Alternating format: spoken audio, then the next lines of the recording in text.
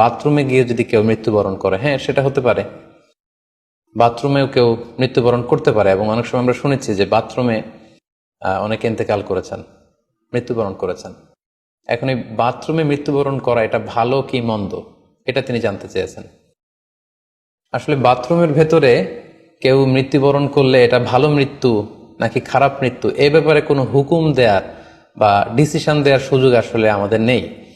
কেননা এ ব্যাপারে ইসলাম আমাদেরকে কিছু জানায়নি। কারণ নিছক বাথরুমের ভেতর মৃত্যু যদি হয় তাহলে এটা খারাপ মৃত্যু বা খারাপ সাইন, সে জাহান্নামে যাবে, এরকম কথা বলার কোনো সুযোগ নেই। নিছক একটা নির্দিষ্ট জায়গায় কারণ মৃত্যুর কারণে এটা খারাপ মৃত্যু বা ভালো মৃত্যু বলে আসলে কোনো ধরনের সিদ্ধান্তে আসা যায় না।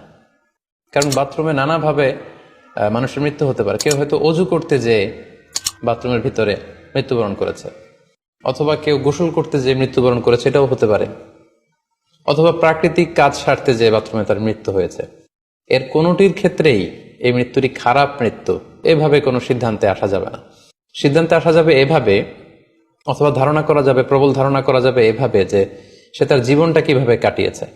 তিনি যদি ইমানের উপর থাকেন, ইস্তেকামতের উপর থাকেন, আল্লাহ এবং আল্লাহ রাসূলের উপর দৃঢ় বিশ্বাসের উপর থাকেন, তিনি যদি সৎ কর্ম করে থাকেন এই পৃথিবীতে, তাহলে তার বিদায়টা, তার মৃত্যুটা ভালো মৃত্যু হয়েছে বলে আমরা প্রবল ধারণা রাখতে পারি। কিন্তু কে জান্নাতি হবে আর কে জাহান্নামী হবে এ ব্যাপারে শুধুমাত্র আল্লাহ তাআলা ডিসিশন দিতে পারেন।